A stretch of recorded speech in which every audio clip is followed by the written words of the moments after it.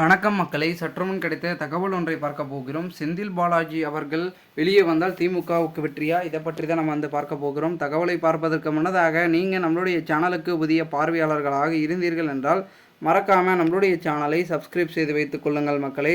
தற்சமயம் வரைக்கும் ஓராண்டு நிறைவடைந்திருக்கும் நிலைமையில் சிறைக்கு சென்று செந்தில் பாலாஜி தற்போது இன்னும் அவரால் வெளியே வர முடியாத சூழலுக்கு தள்ளப்பட்டிருக்கிறார் என்றே கூறப்படுகிறது.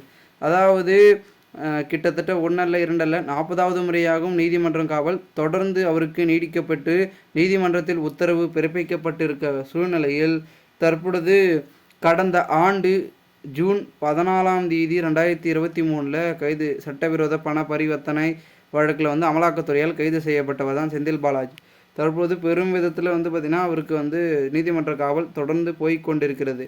இந்த ஒரு சூழலில் தற்பொழுது அவர் வெளியே வராமல் அங்கே அவருடைய கரூர் இருக்கக்கூடிய தொகுதியில் பார்த்திங்கன்னா பெருமிதத்தில் வெற்றி பெற வச்சிருக்கார். அது ஓகே, அவர் அப்படி இப்படி பார்த்திங்கன்னா பண்ணியிருப்பார். சிறையில் என்ன நடக்கும் அப்படின்றது உங்களுக்கு எல்லாருக்கும் தெரியும். ஸோ அதன் மூலமாக பார்த்திங்கன்னா அங்கே வெற்றி பெற செய்ய வச்சிருக்காருன்னு கூட வைத்துக்குங்க. திமுகவுக்கு அவர் வெளியே வந்தால் என்ன வெற்றினா, இன்னும் செய்ய வேண்டிய வேலைகள் இருக்கிறதுங்க. ஓகேங்களா, அது பண்ணணும். அதுக்கப்புறம் பார்த்திங்கன்னா அடுத்து சட்டமன்ற தேர்தல் வருது. ஸோ அதுக்குள்ளே ஒரு வெளியே வந்தால் தான் அங்கே அந்த தொகுதி மொத்த சட்டமன்ற இடத்தையும் நம்ம கைப்பற்ற முடியும். இல்லைன்னா டோட்டலாக ஃபினிஷ். ஏன்னா அங்கே அமைச்சராக இருந்தவர் இவர். ஓகேங்களா, இவர் மின்சாரத்துறை அமைச்சர். தற்பொழுது தான் பார்த்திங்கன்னா அவர் சிறை செல்றதுனால அந்த பார்த்திங்கன்னா அமைச்சர் பதவி வேறொருக்கு மாற்றி வச்சுருக்காங்க. ஆனால் இவர் அமைச்சர் பதவியில் இருந்ததுனால பெரும் விதத்தில் கரூரில் திமுகவுக்கு பெருசாக யாருக்குமே எந்த தலைவருக்கும் ஆதரவு கொடுக்க மாட்டாங்க, நம்மளுடைய செந்தில் பாலாஜி தவிர. ஏன்னா செந்தில் பாலாஜி அங்கே பார்த்திங்கன்னா அவர் எந்த கட்சியில் நின்னாலும், அதிமுகவில் நின்னார், அமமுகவில் நின்னார், அந்தந்த கட்சியில் போனார். இப்போ திமுக எல்லா கட்சியில் இருக்கும் சொல்ல அவருக்கு ஆதரவு தராங்க. ஸோ கட்சி முக்கியம் இல்லை, ஆள் தான் முக்கியம் அப்படின்றத கரூர் மக்கள் ஃபிக்ஸ் பண்ணிட்டாங்க.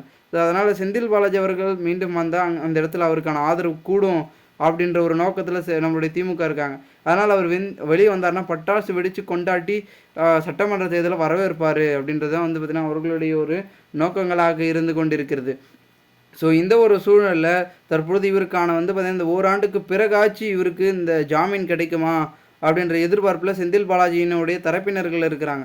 ஏன்னா அவருடைய தம்பி செய்த விஷயங்களும் சரி, இவருடைய விஷயங்களும் இரண்டுமே பார்த்திங்கன்னா இந்த ஒரு வழக்கில் தீவிரமான மையங்களாக வைத்து நகரப்பட்டு கொண்டிருக்கிறது. இந்த ஒரு சூழலில் நம்மளுடைய மு.க.ஸ்டாலின் அவர்கள் இந்த ஒரு வழக்கில் தீவிரம் காட்டுறாரா அப்படின்னு கேட்டிங்கன்னா பெரும் விதத்தில் சொல்ல முடியாது.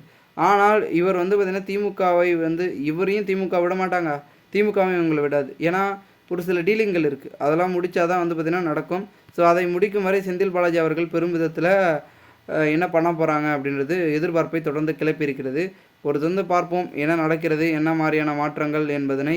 மேலும் இந்த ஒரு தகவலை குறித்த பொதுமக்கள் உங்களுடைய கருத்துக்களை மறக்காமல் கமெண்ட் மூலமாக தெரிவிங்கள். இதுபோன்று நீங்கள் அரசியல் சார்ந்த நிகழ்வுகளாம் தினசரி தெரிந்து கொள்ள நம்மளுடைய சேனலை சப்ஸ்கிரைப் செய்து வைத்துக் கொள்ளுங்கள் மக்களே.